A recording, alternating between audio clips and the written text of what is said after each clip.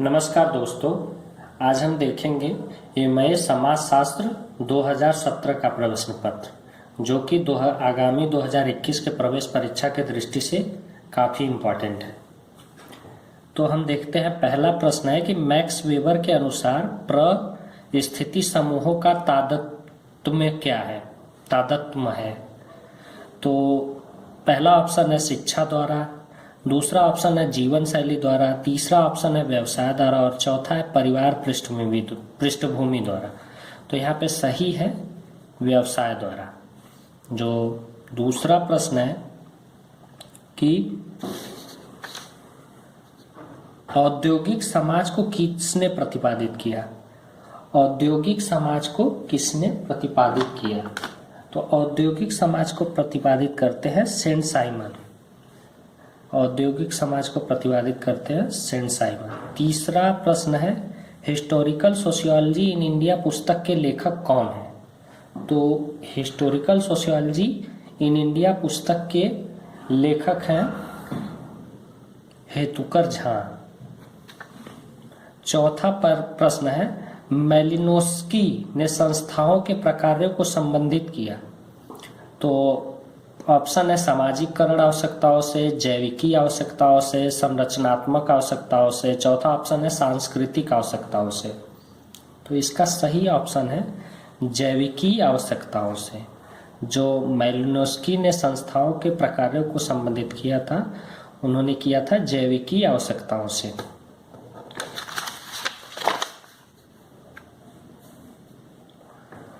प्रश्न नंबर 5 है एक किशोर आयु समूह प्रथम एवं अग्रवर्ती उदाहरण है। एक यहाँ पे पूछ रहे हैं कि जो किशोर समूह का प्रथम एवं अग्रवर्ती उदाहरण वो किसका है? तो 5वें प्रश्न का सही ऑप्शन है द्वितीयक समूह का। जो किशोर समूह का आयु समूह होता है प्रथम एवं अग्रवर्ती उदाहरण, वो द्वितीयक समूह का उदाहरण होता है।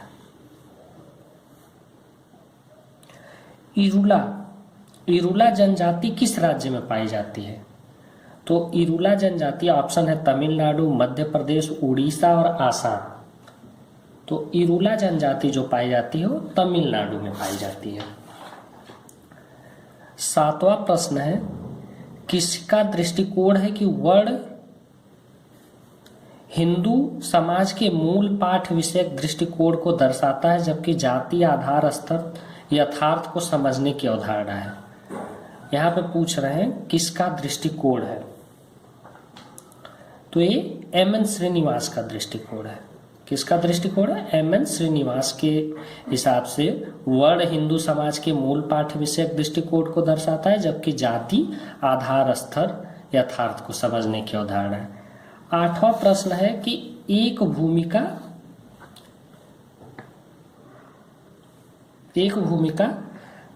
संग्रह है संस्था का, प्रतिमानों का, सामंजस्य प्रारूप का या प्रोन्नत प्रारूप का? तो जो भूमिका संग्रह है प्रतिमानों का है। सामाजिक वर्ग, परिस्थिति समूह, आयु एवं लिंग समूह भीड़ उदाहरण है। यहाँ पे पूछ रहा है कि सामाजिक वर्ग व परिस्थिति समूह, आयु एवं लिंग किसका उदाहरण है? भीड़ भी है, किसका उदाहरण है? तो ऑप्शन दिया है सामाजिक समूह का, अर्ध समूह का, प्राथमिक समूह का या द्वितीयक समूह का। तो ये जो है अर्ध समूह का उदाहरण है। 10वां प्रश्न है निम्न में से किसने युद्ध प्रिय औद्योगिक समाज में भेद किया? तो Emile Durkheim, Herbert Spencer, Saint Simon, Karl Marx. तो इस हर्बर्ट स्पेंसर ने युद्ध प्रिय एवं औद्योगिक समाज में भेद किया।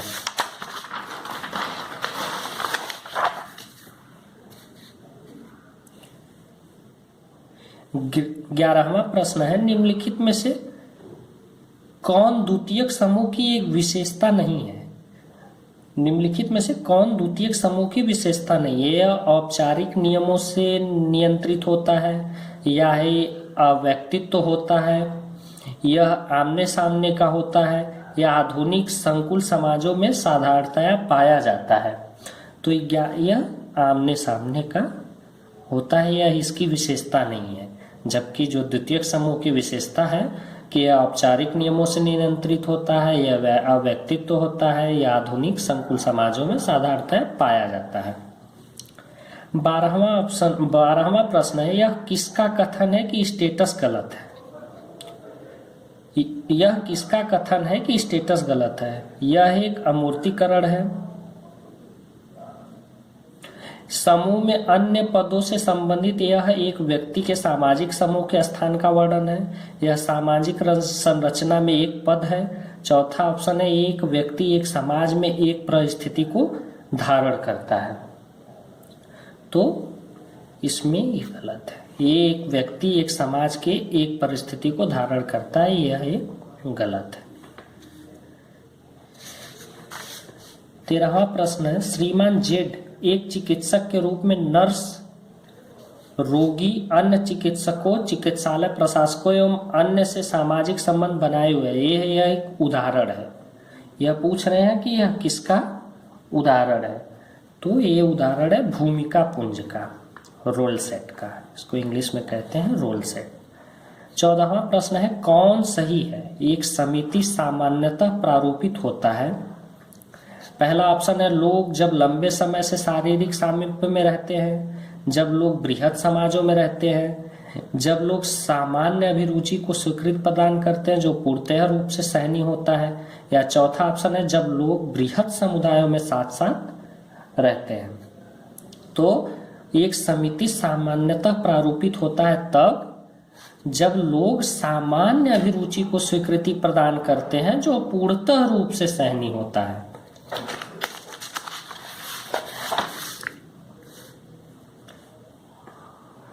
पंद्रहवां प्रश्न है, एक जनतांत्रिक समाज में एक नेता की भूमिका नहीं है। एक जनतांत्रिक समाज में एक नेता की भूमिका नहीं है।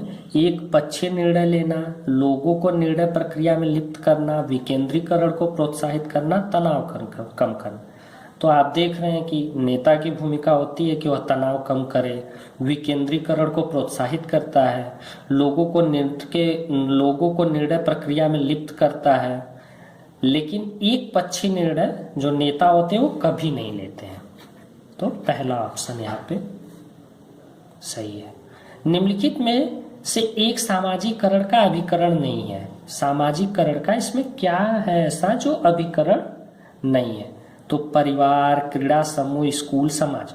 तो समाजवाद जो है एक विचारधारा है, जबकि सामाजिकरण का अभिकरण यहाँ पे परिवार, स्कूल और क्रीड़ा समूह तीनों है। तो इसका सही ऑप्शन है चौथा। 17वां प्रश्न है, स्वदर्पण का सिद्धांत किसने प्रतिपादित किया है?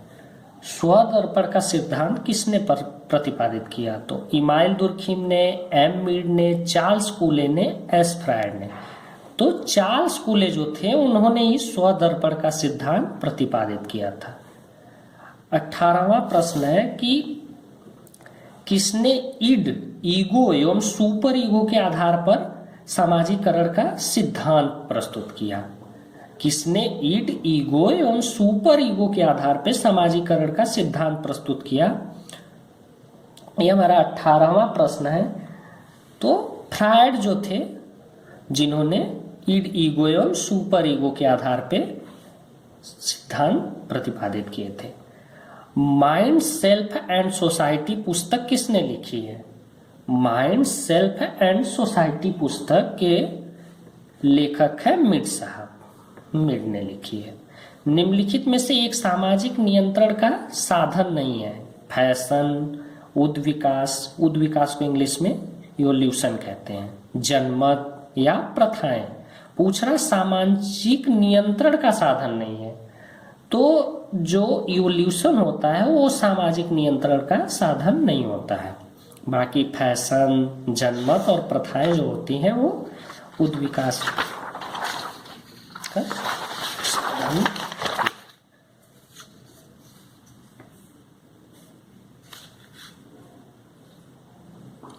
इमाइल दुर्खिम की किस पुस्तक में सामाजिक परिवर्तन से संबंधित विचार मिलते हैं? तो 21 नंबर प्रश्न में पूछ रहे हैं कि इमाइल दुर्खिम के किस पुस्तक में सामाजिक परिवर्तन संबंधित विचार मिलते हैं? तो उनकी पुस्तक है the division of labour in society.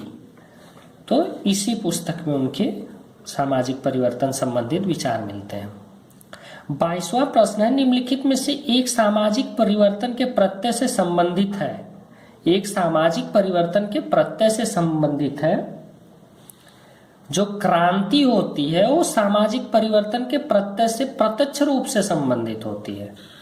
23वां प्रश्न है, निम्नलिखित में से किसने सामाजिक परिवर्तन का उद्विकास सिद्धांत दिया। सामाजिक परिवर्तन का उद्विकास सिद्धांत स्पेंसर ने दिया। किसने दिया? Herbert Spencer. 24 नंबर प्रश्न है कि सामाजिक नियंत्रण को प्रत्यक्ष और अप्रत्यक्ष स्वरूप में किसने बांटा। सामाजिक नियंत्रण की वो प्रत्यक्ष और अप्रत्यक्ष स्वरूप में किसने बांटा। तो के मैनहिम ने। किसने बांटा? के मैनहिम ने। निम्नलिखित में से एक सत्तावादी सामाजिक नियंत्रण की विधि नहीं है। सत्तावादी सामाजिक नियंत्रण की विधि नहीं है तो धमकी, सामाजिक प्रोत्साहन, एकाधिकार नीतियां या गुप्त संगठन। तो जो सामाजिक प्रोत्साहन होता है वो नियंत्रण की विधि नहीं होती है। बाकी जो धमकी होते हैं या गुप्त संगठन होते हैं या एकाधिकार की नीतियां होती है, इससे हम नियंत्रण कर सकते हैं। प्रिंसिपल ऑफ सोशियोलॉजी 1906 में किसने लिखी थी। तो प्रिंसिपल ऑफ सोशियोलॉजी 1906 में हर्बर्ट स्पेंसर साहब ने लिखी थी। किसने लिखी थी? हर्बर्ट स्पेंसर ने। प्रश्न नंबर 27, नेतृत्व का सत्तावादी और लोकतांत्रिक रूप में किसने बांटा। नेतृत्व को सत्तावादी और लोकतांत्रिक रूप में किसने बांटा। प्रश्न नंबर 27 में क्रेड और क्रचफील्ड जो थे, क्रेच और क्रचफील्ड, इन्होंने ही सत्तावादी और लोकतांत्रिक स्वरूप में नेतृत्व को बांटा। निम्नलिखित में से एक सामाजिक स्तर का आधार नहीं है। सामाजिक स्तर का आधार नहीं है नातेदारी, किनशिप। नातेदारी जो है वो सामाजिक स्तर का आधार नहीं। निम्नलिखित में से एक प्राप्त स्थिति का द्योतक है। प्राप्त स्थिति का द्योतक जो होता है वो जाति होती है। क्या होती है? जाति, कास्ट। निम्नलिखित में से एक समिति की विशेषता नहीं है। तो समिति क्या होती है? जो होती है वो मूर्त रूप में होती है, व्यक्तियों का समूह होती है और सामान्य उद्देश्य के लिए समितियों का निर्माण होता है। तो इसकी विशेषता है अमूर्तता, नहीं होती है। समिति जो होती है वो दिखती है। ऋग्वेद के अनुसार विवाह का प्रमुख उद्देश्य क्या है। ऋग्वेद के अनुसार विवाह का प्रमुख उद्देश्य है उन्नत नस्ल एवं संतान की उत्पत्ति। किसके अनुसार विवाह का प्रमुख उद्देश्य यौन आवश्यकता की तुष्टि करना है। तो महर्षि वात्स्यायन के अनुसार विवाह का उद्देश्य यौन आवश्यकताओं की तुष्टि करना है। महिला प्रधान परिवार को क्या कहा जाता है। प्रश्न नंबर 33, तो महिला प्रधान परिवार को मातृसत्तात्मक परिवार कहा जाता है, जो भारत को आपके नॉर्थ ईस्ट के कुछ स्टेटों में देखने को मिल सकता है। प्रश्न नंबर 34, नायर परिवार किस प्रकार के परिवार के उदाहरण है। जो नायर परिवार होते हैं वो रक्त संबंधी परिवार होते हैं। किस प्रकार के? रक्त संबंधी। द्विज निम्नलिखित में से किससे संबोधित करता है। द्विज निम्नलिखित में से किससे संबोधित करता है। तो ब्राह्मण, क्षत्रिय, वैश्य, ये सभी होंगे इसमें। भारतीय समाज में जाति का स्तरण आधारित है। चतुर्वर्णी सिद्धांत पे, मनु के द्वारा रचित कानून पर, प्रजाति अंतर पर, जंगल के नियम पर। तो जो भारतीय समाज में चतुर्वर्ण के सिद्धांत पे आधारित है, ब्राह्मण, क्षत्रिय, वैश्य, शूद्र। निम्नलिखित में से किस जनजाति में सहप्रसूविता की प्रथा का उल्लेख मिलता है? तो जो खासी जनजाति होती है इसमें सहप्रसूविता का उल्लेख मिलता है, प्रथा का। मिताक्षरा संप्रदाय में निम्नलिखित में से कौन सा नियम लागू होता है? मिताक्षरा संप्रदाय में पुत्र को जन्म के साथ ही संपत्ति पर उत्तराधिकार की प्राप्ति होती है। वैसे तो सारे समाज में ही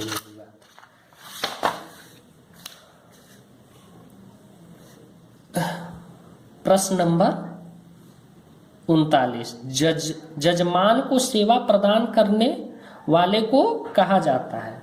जो जजमान को सेवा प्रदान करते हैं उन्हें परजन कहते हैं, परजन। और इसका जो देशज रूप है उसे आज हम परजुनिया कहते हैं।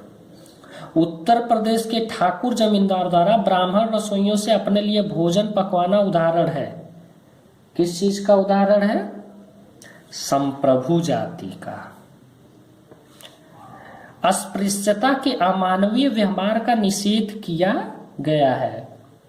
ये प्रश्न आपको मैक्सिमम बहुत से एग्जाम में देखने को मिल जाएंगे, जिसपे मूवी भी आई है, आर्टिकल 17 अनुच्छेद 17।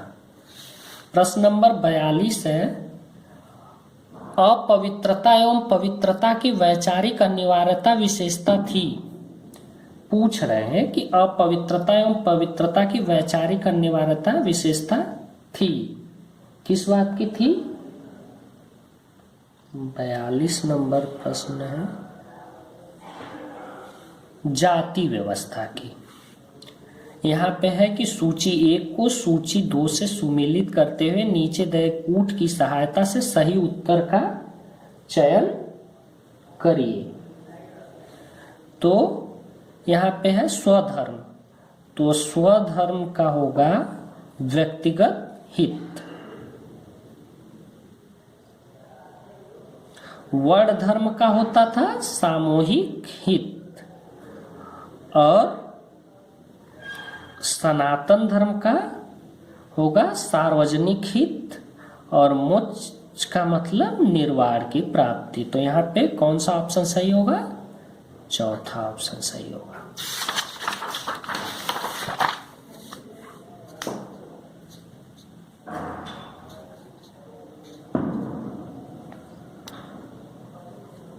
प्रश्न नंबर 44 है, कुछ दिनों के उपरांत जब आत्मा के वापस लौटने की समस्त उम्मीदें समाप्त हो जाती है तब ...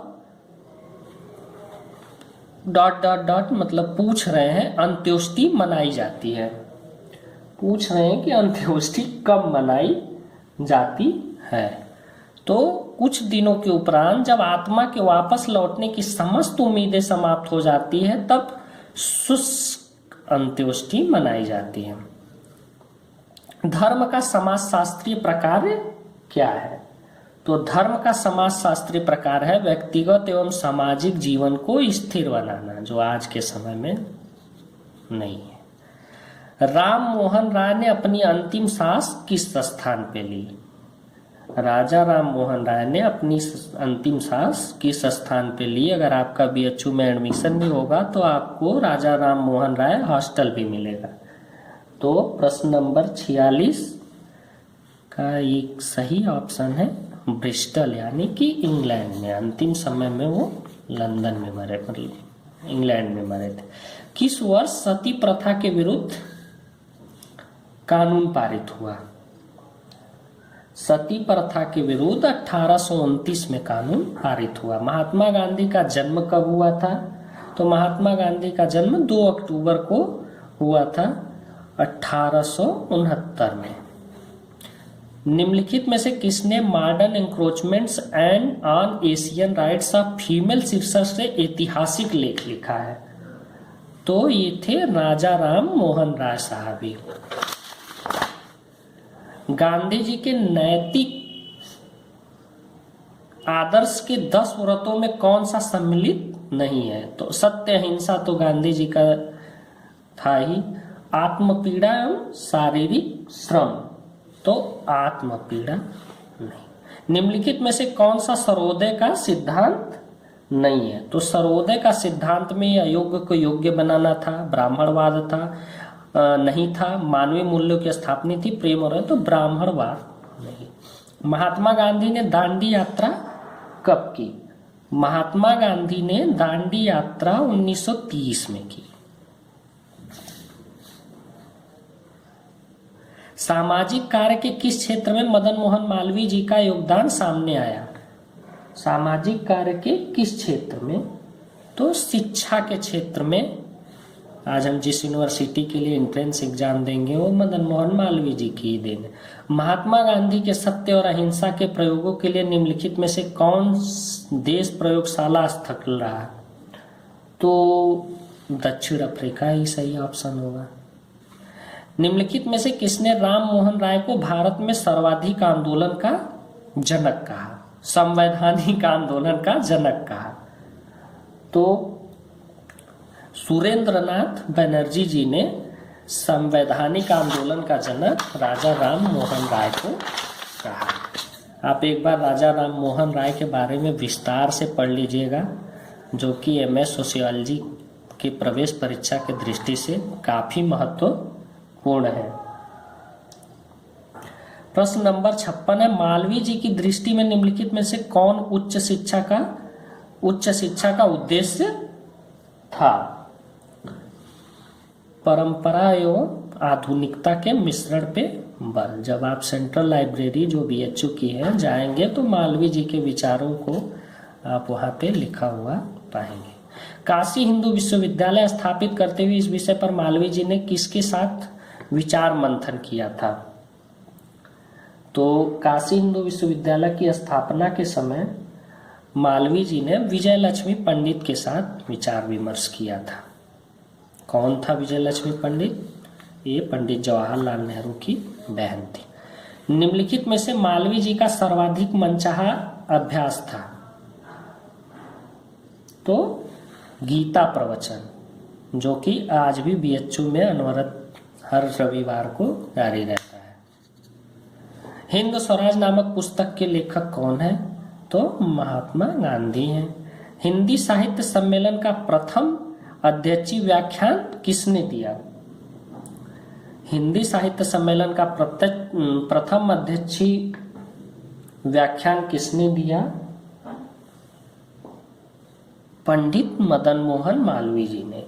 तो आप राजा राम मोहन राय के अलावा आप पंडित मदन मोहन मालवीय जी को भी काफी विस्तार से पढ़िएगा। निम्नलिखित में से किसे समाजशास्त्र का जनक माना जाता है?